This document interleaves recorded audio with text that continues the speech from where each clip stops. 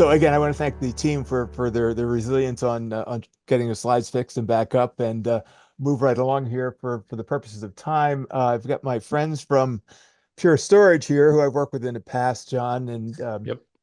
uh, and Scott, who will be talking about layered resilience architecture. Now, just to preview that, I got a graduate course in the difference between tiered and layered a couple weeks ago, which I think is going to be very interesting, and it's a great segue coming from Dr. Ross's presentation to lead into this. So, gentlemen, could you just introduce yourself and Oh, tell sure. the audience your Sure. roles with Pure Absolutely. Storage, and we'll jump right in. Sounds great. So, good to see you again, Frank. And my name is John Kimmerly. I'm with Pure Storage on the Global Health and Life Sciences team. Been with Pure about 5 years, but spent 30 years in the healthcare industry in various senior level IT roles. And I'm looking forward to the conversation. Scott? Yep. And Scott Taylor, also with Pure Storage. So I'm about 8 months into Pure Storage, so a little newer in my tenure here, but I've been in the IT industry for well over 20 years at this point in a variety of roles from leadership to hands-on infrastructure development, security, et cetera. And we appreciate you guys giving us the opportunity to chat today. Appreciate your support. John, we've asked this question before when we've talked. Why should a CISO be talking to a storage platform company? Sure. Is it strange bedfellows, or seemingly not these days? Yeah, I mean, initially, why would on a cybersecurity webinar would there be a storage? But I think Dr. Ross teed up fairly well. There's been some technology improvements, innovation within the area that help really with the entire life cycle through protection, detection, response. But we are seeing a lot more focus on resilience, and that's what we're going to talk a little bit more about, hopefully. So, Scott, just to lead it off, what is layered resilience, and how does this fit into the overall risk analysis architecture? Yeah, I think this goes back to what John was saying, and one of the things that Ron said earlier in the presentation, which is despite all the spend around trying to protect and detect our environment, right? And I'll throw out a Gartner stat. They predicted $215 billion of spend to do that in the past year in 2024. People are still getting hit. Depending on the stat you listen to every 14 seconds, maybe a little bit less than that, people are still falling victims to an attack. And Ron said it earlier that, we can do all these things, attacks are still happening, and we're not able to stop it. It doesn't mean don't do those things, but we're not able to stop it. So that's why we talk about this layered resilience architecture. And it's really an architecture that helps you protect that data and enable a rapid recovery. And it gives you, just thinking about defense in depth, it gives you multiple layers to be able to do that from. And I don't know if we want to get into that now. I think we'll talk about that maybe a little bit later, what the layers are. But we don't want to rely on just one thing, right? Just like you don't have one particular defense strategy from a protection standpoint, it's the same thing when you talk about resilience in your environment. You want to have multiple layers of recoverability that you can quickly get your information back and running. John, how does this layered strategy different than the traditional 3-2-1 strategy? I would say it complements it and maybe modernizes it. Again, Dr. Ross brought up that there's been a lot of innovation improvements within storage technology. 3-2-1's been out a while, and some of these technology enhancements, change the model a bit. Obviously, 3-2-1, 3 copies, 2 different types of media, one in an offsite location. Thank you for that. But if the goal of all of this is really around recovery times, and setting the organization's objectives. So there has been some improvements within or enhancements within security, the security aspects and of data storage, and so we're taking advantage of those. So it really modernizes the 3-2-1. Still conceptually, I guess, applicable, but with innovation, sometimes these mental models need to change and adapt. Thank you. Thank you. In some of the reading I did, I was interested in the notion of optimized for backup, but not for recovery. Scott, could you talk a little bit about that? Is that because it's crossing different lines within the organization, or what does that mean? Yeah, what it means is, like, traditionally people have focused on how do I get my backups done? And they focused on, I got to meet my backup window, right? That's kind of a little bit of the, I hate to say legacy thinking, but a little bit legacy thinking that's the most important. If you look at a lot of the, we'll call them purpose-built appliances that were made to tackle that environment, they focused on how do I get my backups done? Recovery wasn't that big of a deal because most recovery exercises were, hey, I'm going to restore a virtual machine or I'm going to restore some user's file, and recovery speed wasn't that big of a deal. But as we've entered into this era where cyber attacks are a real thing, and you actually have to recover large amounts of data very quickly, you're starting to find, not starting, we have found faults in those particular architectures where you just can't move that data back fast enough. And so, I think Josh from Rubrik earlier went through a lot of stats around the revenue impact and how long it takes you. And the longer it takes you, obviously, there's a bigger impact to that.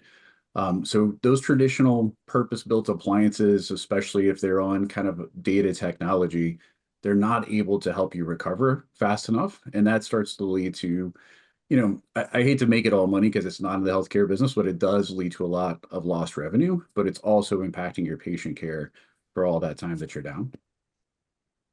Thanks, Scott. John, could you talk a little bit about safe mode snapshots and how Sure, that fits sure. into this whole layered resilience strategy? So, and other storage vendors might call it different, but there's a feature within Pure to safe mode protect a snapshot. So that's the snapshot has all the data in a protection group, and safe mode is an added layer of protection. I think we're talking a little more about the nuances of it, but as it relates to a layered resilience architecture, really that safe mode protected snapshot is the underpinnings. And when the safe mode is protecting that group, if anyone tries to delete it out of policy, then they basically can't. If you do need to recover it or delete it out of policy, then there's special processes in place to do that. Even someone who's an administrator on the array or a malicious person that has assumed their credentials doesn't have the ability to delete a safe mode protected snapshot. So in order to do that, and of course, this is set up with the organization, if they do want to delete a safe mode protected snapshot, there's identified users with unique PIN numbers at the organization, partnered with our account teams that call into support, open up a ticket, and actually there's a process of verifying the identities of at least two separate individuals before anything can be done with that safe mode protected snapshot. So in a sense, it's it's you can't delete it even if you have administrative privileges on the array.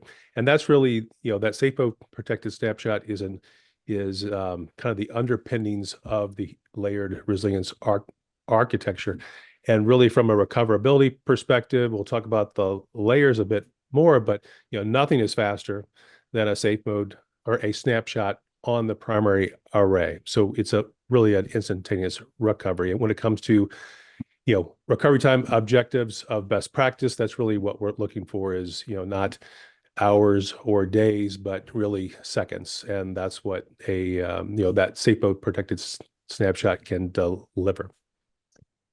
So, Scott, I've come to learn that all snapshots are not the same. So we have super immutable snapshots, and then we have the traditional snapshot. Can you differentiate between the two? Yeah, sure. And we're not going to go into a lot of technical details, right? Because our snapshots are a little different in how they work and zero performance impact and things like that. We like to use the term indelible when you put safe mode on top of that, right? And again, not to get into too much product, most everybody's snapshots are something that are immutable just kind of inherently by the technology. And that means I can't really modify those snapshots, right? But if I have the appropriate credentials, right, if I've gone through and I've escalated my privileges, or maybe I'm already an insider threat that has admin privileges, I can go in and I can actually still delete those snapshots, right? I can get under, that level that the end user might see, and I can actually delete those snapshots. So with our protection, what we do is take that extra step and we protect them. So, John kind of described the process, but not even an admin. So even if somebody compromised your admin credentials, they're not going to be able to go in and get that. And that's really critical. And there's a similar capability to our friends at Rubrik, who are good partners because I still see Josh, his face on here. as well. These threat actors, they know about things like backup, right? They evolve just like our people in IT do. And it's one of the first places that they go after now.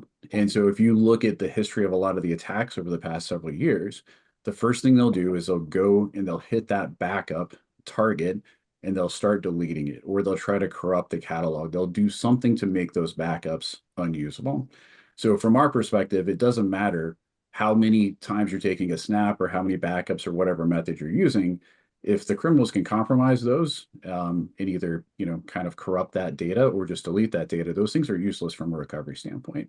So having something that's actually indelible and is impervious to those threat actors is actually really important and really critical to making sure you can actually recover your information. So tell me a little bit more about eradication. It sounds dramatic, but what does that mean and how does that apply? Well, eradication is really a little bit more of a term that we use where somebody would go in and actually delete that copy, right? So Hmm. you think about whatever that protection copy might be, whether it's a snapshot or traditional backups, things like that. If you're an admin or someone who's escalated their privileges, you can go in and eradicate that copy. Now you have a problem, right? And we've seen that kind of time and time again. People are forced to go to really, really old backups, which causes all kinds of other problems, right? Because now you have a whole data set, potentially months worth that you can't get to. I actually saw in a previous life a customer use their disaster recovery. That's the only thing that saved them because their backups were completely gone. Also means their DR plan isn't very good, right? One of the reasons that traditional DR replication doesn't work is once they've encrypted primary, your whole goal in traditional DR is minimal data loss. So most people are replicating that, not synchronously, but something near synchronous. So you're almost immediately encrypted on your other side. So that was a different conversation. Why is your DR not working right? But they got lucky that it wasn't because it kind of saved their bacon in that particular case. But again, we want to make sure that these things can't be eradicated. You could think of deleted. Eradicate is a little more dramatic word for that. So that these threat actors, you want to be able to get your data back, right? That's only half of the kind of risk today. We talk about data encryption. That's one of the things we're protecting from. There's a whole other element of exfiltration, which somebody today has mentioned as Hmm. well. That's a little bit harder to stop, but at least we want to keep you from having to pay the ransom if we can.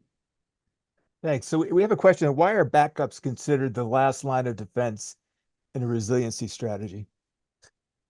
Maybe I'll John, would you like start to answer and that? Yeah. yeah, I mean, and we touched on this earlier. There are so many, better options. It obviously doesn't protect for certain types of events, but the majority of them, yeah, we mentioned a safe mode protected snapshot on that primary array. That recovery time is, essentially instantaneous versus if you were going to a backup, even if, I think at least, half of the customers that I speak with, some of their EHR backup times, restore times could be days, and they're looking to accelerate that. So really, it's around the restore times and get it down to as close to as instantaneous as possible. Again, that doesn't protect against all scenarios, but the majority of them that allows for um, an acceptable best practice recovery time. Yeah, I think the speed is critical, right? I mean, it's really a physics problem. Again, if you're just restoring a server or a file, you're going to be able to go to your traditional backup software, not a problem. But these threat actors, they aren't going and encrypting a server or a file, right? That you're not going to pay them for that. So they're trying to inflict as much damage as possible, encrypt as much information as they can. One of the questions we like to ask customers is, have you ever tested restoring your entire IT estate? So a lot of people test their backups, good IT practice, but have they ever tested actually restoring their entire IT state, and how long does that take you? And the answer to the first one, by the way, is generally no for everybody. Or they'll say we test our DR. Hmm. Again, good, but that's more for natural disasters and things like that, not necessarily malicious attacks. So that's important. The other thing is with the snapshots, especially in our particular case, being zero performance impact, I can take a lot more of them. So my amount of data loss in that case is dramatically less. Most people are taking backups daily or maybe multiple times throughout the day if they're doing a database function. We can take these quite frequently. So now I don't have to go to last night's backup. from a restore perspective, right? I can potentially lose far less data in addition to actually, having a much faster recovery. Thanks. So we've gone from tiers to layers. Let's drill down and talk a little bit about what these layers are. What's the difference between layer one and layer two? And then we'll move on, as you can suspect.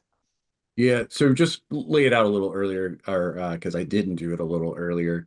Um, Layer one, we would consider your primary data source, right? So typically a storage array for most enterprises that are out there. And inside of that layer, we do want to take these safe mode protected snapshots that are out there. And to John's point, I can almost instantaneously restore those snapshots. We can talk about should you do that a little bit later in the conversation, but that capability is there. More likely, you might want to instantaneously give access to some kind of incident responder or somebody in your security team so they can start to look for those indicators of compromise. That second layer is what you might refer to as like a snapshot offload. And it has a couple of purposes. One, it's going to be a much larger time frame. In your primary storage system, you may want to keep 3, 7, 8 days worth of 7 days. those snapshots, right? And we do typically encourage people to restore from the latest snapshot. So on that second layer, we want to go a little bit farther. We want to go 6 to 12 months. And it's for a couple of purposes. One, sometimes you do have long dwell times. That's becoming a little less common, at least for the criminal actors. Nation state folks like to hang out for a really long time. But that's a great copy I can give to my incident responders to start looking through, and it's greatly useful for forensics, right? It can start. I think the gentleman earlier that was from a hospital spoke about, you know, their log source was in the cloud, and all of their machines were compromised. They weren't able to send that out. Now I've got a place that I can actually go back and do those forensics inside of that second layer. Our third layer, typically in our architecture, is a fast backup. So not a traditional backup, but something that will enable a rapid recovery if you have to use it. And again, we look at that as our last line of defense. And we look at a lot of those things as those are really good for long-term retention or sometimes archive. There's better archive options in healthcare in particular, but definitely a long-term retention. And then we have a final layer that some people may refer to as data bunker clean room. I like to call it more of an isolated recovery environment. I think that was another term that was used out there earlier. It's an optional. Not everybody's going to do it. I like to talk about what's your level of paranoia, but you can think of it as an extra layer of durability where a customer can actually have a room that hopefully, by the way, they can actually test, right? You should have a plan. I think the gentleman earlier from the customer mentioned that as well. You need a plan. You need that before an attack happens, and you need to test it to make sure that I can do that. But if anything, you've got another isolated environment where your security personnel can go in, do their work. If needed, you could start to run operations out of that if your other layers are gone for some other reason. And those are kind of the big four. So if I go back to your original question, one and two, one is typically your primary data source, and that would be the first place you go to recover. Layer two provides for a longer retention for your forensics.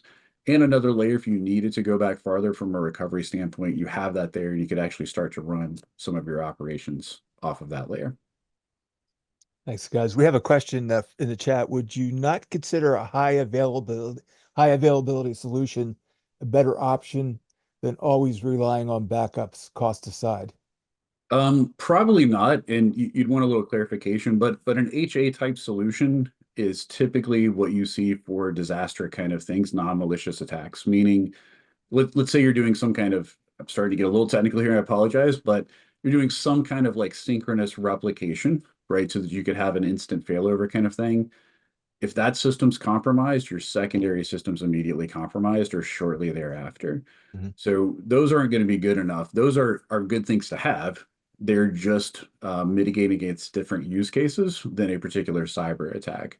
A lot of overlap in DR planning and cyber, but they are against traditionally different use cases. And we have to keep that in mind. We can think of some of the same concepts, but a lot of the protections that we use for DR just don't work inside of a cyber attack.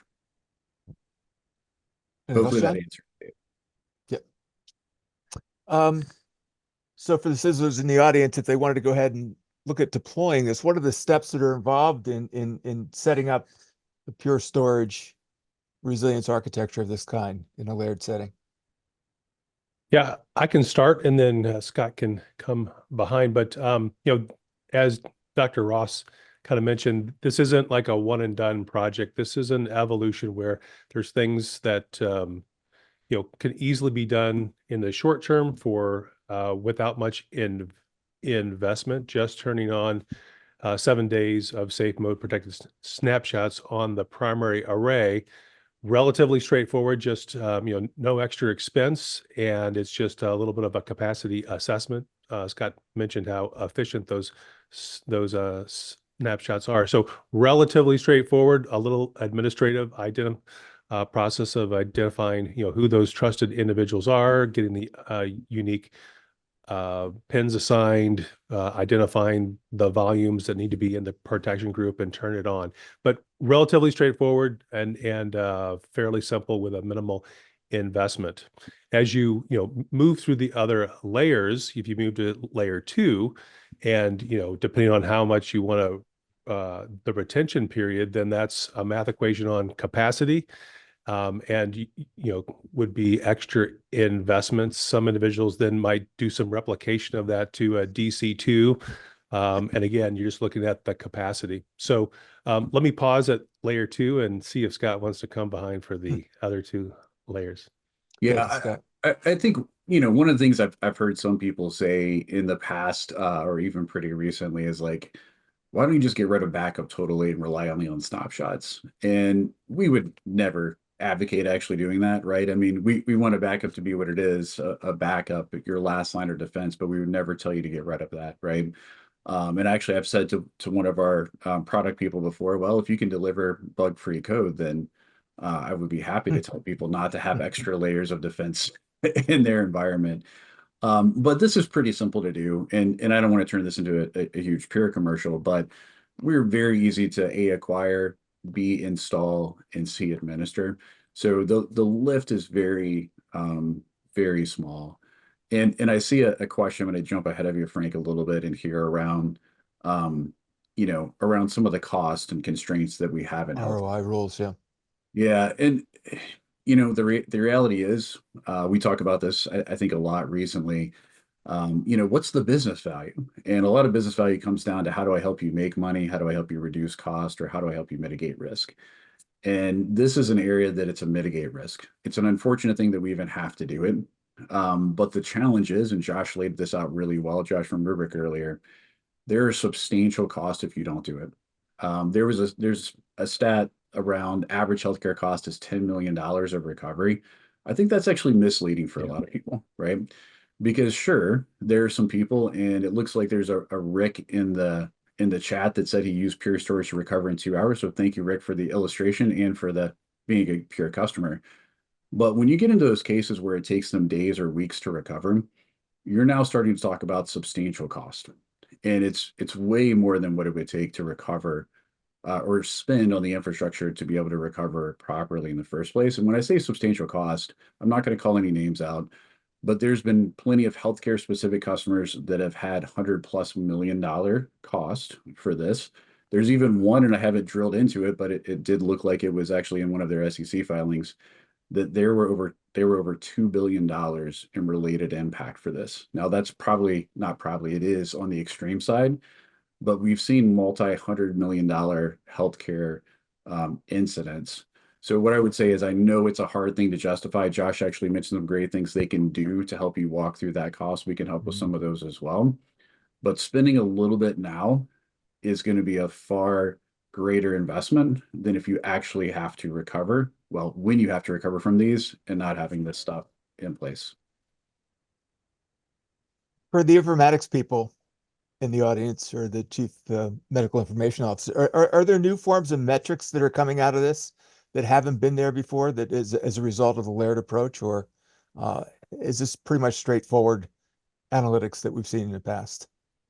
Like from an ROI perspective, or metrics on an Either, ROI? either way, yeah. Prevention, Okay. protection, and surely everybody wants quantitative as opposed to qualitative ROI. Yeah, I mean, Scott, went through most of the quantitative, the economic impact that of some of these events. And, one aspect, the past 3 to 5 years, we've seen, more than we would like to of them. But going back, 10 years, we really didn't have that experience. And so, sometimes when the risk is, hasn't been experienced or it's theoretical, it feels like it's infinite. But now that these organizations have really been through some of the worst case scenarios, they've, gone through a 30-day recovery period, experienced the economic impact of having to cancel, loss of their operations. We roughly know what the financial impact is to be out a week or 2 weeks. So those numbers, are fairly straightforward. Somewhere around 1 or 2%, to take your average daily revenue. And, if you're out a week, that's 7 times that, and that gets you in the ballpark of what that impact's going to be. Mhm. But I think, the other aspect, which is more difficult to put a number on, but is being seen a lot more, in the literature, is really around the human welfare aspect of these outages. Because we have had them, we do know that it increases mortality, morbidity. So, people do get harmed when the systems are unavailable for these extended periods of times. And that's really, what our goal is to make sure that that doesn't happen, and do it in a very economical way.